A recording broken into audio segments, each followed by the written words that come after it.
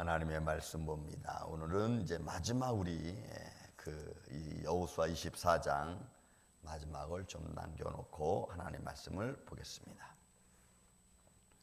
여호수아 24장 29절에서 33절 여호수아 24장 29절에서 33절 말씀을 교독하겠습니다.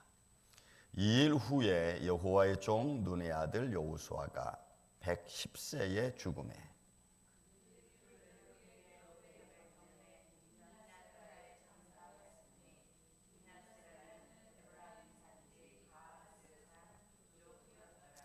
이스라엘이 여호수아가 사는 날 동안과 여호수아 뒤에 생존한 장로들 곧 여호와께서 이스라엘을 위하여 행하신 모든 일을 아는 자들이 사는 날 동안 여호와를 섬겼더라.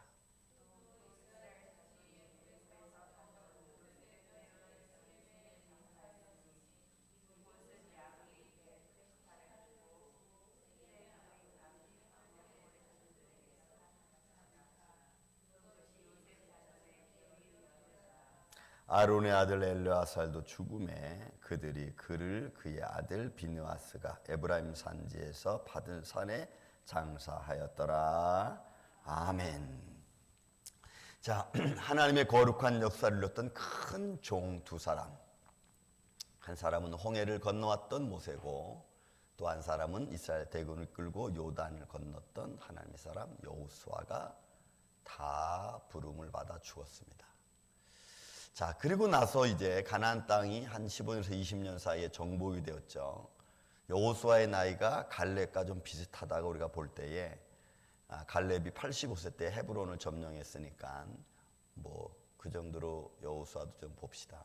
뭐 85세 동갑 나이로 보든지 뭐 더 많게 볼 수도 있고 어쨌든 여호수아가 110세에 죽었으니까 85세부터 110세까지는 보통 한 20년, 25년, 그죠? 25년.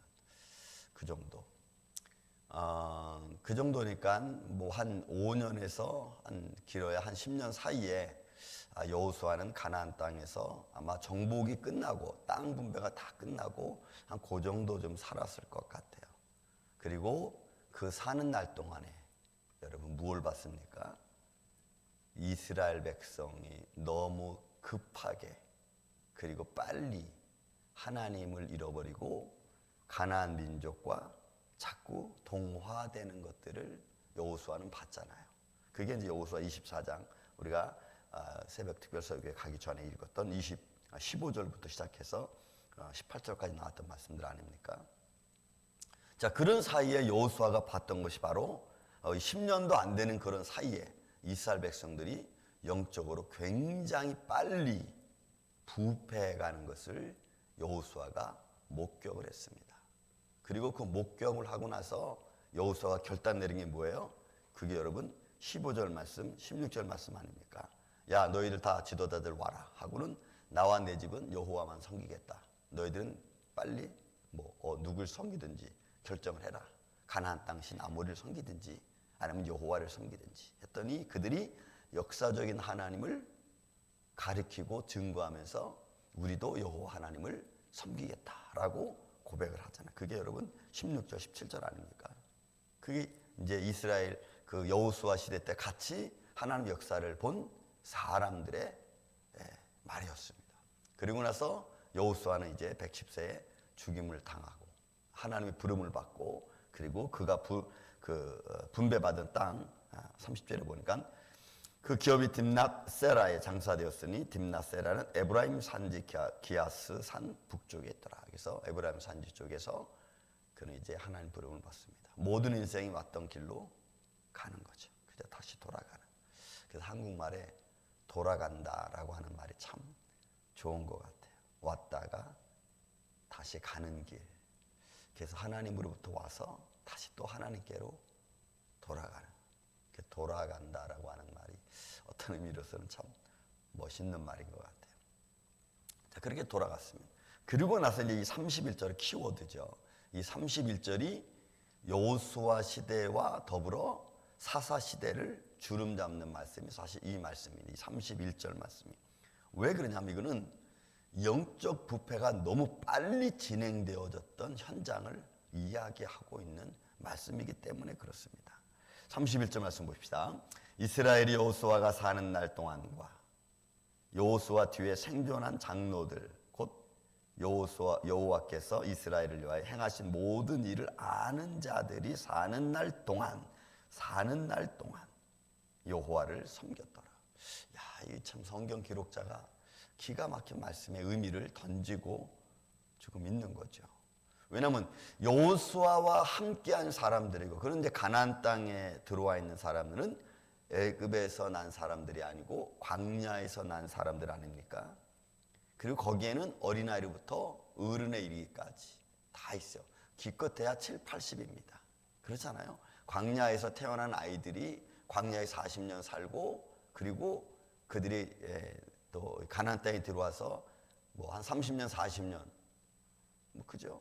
아니면 광야 시대 마지막에 태어난 사람들은 좀 더 오래. 그래서 많은 산이 많이 있어봤자 가나안 땅 바로 들어오기 직전에 난 아이들의 나이를 따져도 길어야 7, 80년. 그렇잖아요. 그렇지 않으면 뭐 한 3, 40년, 4, 50년 이 정도 아니겠어요? 그러니까 결국은 여호와께서 그들을 향하여 베풀어 주신 은혜를 안 사람들이 사는 날 동안이니까 여러분 3, 40년 빠르면 뭐 7, 80년까지 많이 봐요. 그 정도. 그 안에 이스라엘 백성들은 하나님을 잃어버려요. 하나님의 손길을 깨닫지 못하고 다 영적인 부패로 또 가나안 땅의 문화에 흡수되어져. 그래서 여러분 우리는 믿음을 지킨다는 것이 참 중요합니다. 그리고 그것이 상황이 어떤 상황이 되든 내가 주를 향하여 달려가는 믿음의 신앙의 노선은 기복이 그렇게 커서는 안 되는 겁니다. 그 믿음의 신앙을 그 상황에 맞춰가면서 이렇게 쭉 계속 가는 거죠. 예를 들어 여러분 거죠. 새벽 예배를 드릴 수 있는 곳에는 새벽 예배를 드리고, 새벽 예배를 드릴 수 없는 환경이 막 만들어집니다. 그러면 또 그 상황에 맞게 우리가 예배를 드릴 수 있도록 이렇게 만들어가는 거죠.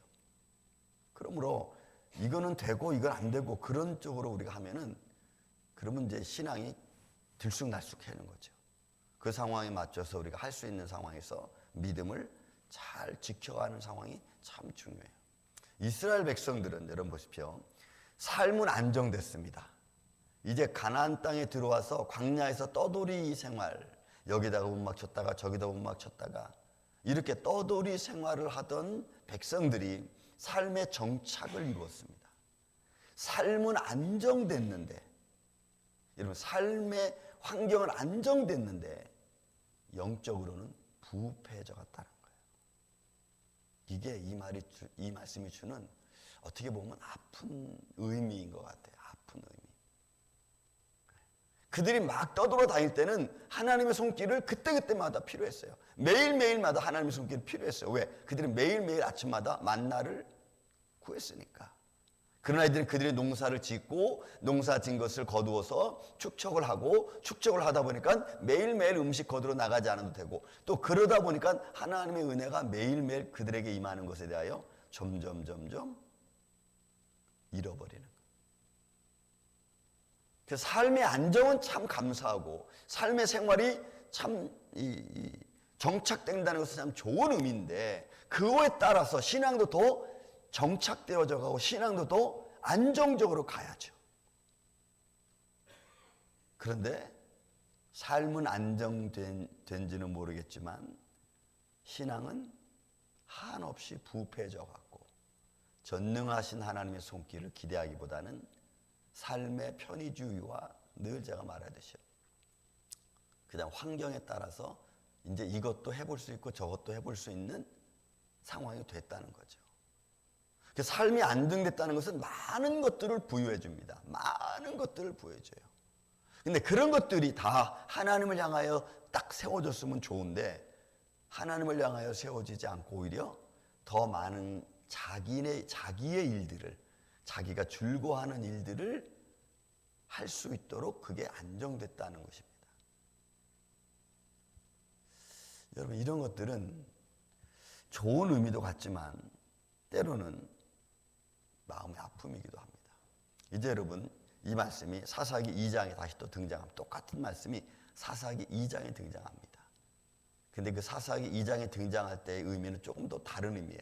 아니, 다른 의미보다는 이제 사사기가 시작되는 초두에 딱 이 말씀이 등장하면서부터 시작해서 말씀이 진행되어 나가는데, 이스라엘 백성들의 삶의 현장은 삶을 지켜줄 수 있는, 그들의 생활을 인도하는 키워드, 생명의 말씀이 없는 상황에서 그들이 살아가는 것이 사사시대의 모습입니다. 그러니 여러분, 이렇게 다른 거예요. 하나님을 매일매일 만나는 거하고, 그 다음에 이제 좀 편안해졌으니까 나 sometime 가끔가다 한 번씩 만나도 괜찮지 하는 것하고는 완전히 다른 겁니다. 그러므로 여러분들 매일매일 드리는 이 새벽 예배가 여러분들의 영적인 건강을 만들어가고, 또 여러분들의 영적인 생활이 늘 풍성하기를 저는 주님의 이름으로 축원을 드립니다. 그것이 우리에게 주는 또 다른 하나님의 우리 보이지 않는 축복의 손길이 있어요. 그 강건함으로 우리가 지탱하고 살아가고, 그 영광이 우리 안에 충만할 때 우리가 든든해지는 거죠. 생활의 안정이 주는 편안함도 있지만, 때로는 생활의 안정의 편안함 때문에 내 신앙이 낮아질 수도 있지만, 반대로 우리가 생활이 좀 힘들면 더 하나님께 가까이 가려고 하는 마음도 있기 때문에 그렇습니다. 그러므로 이 아침에 사랑하는 성도 여러분, 여러분들이 힘들면 힘들수록, 아니면 편안하다고 해서 내 영적인 생활이 늦춰지는 것이 아니라, 하나님을 만나는 기도하는 시간과 또 만나는 여러분들의 삶의 믿음의 신앙의 방법은 식어지지 아니하고 매일매일 그렇게 쭉 같이 하나님 앞으로 나아갈 수 있는 축복된 삶이 되시기를 주님의 이름으로 축원을 드립니다. 사랑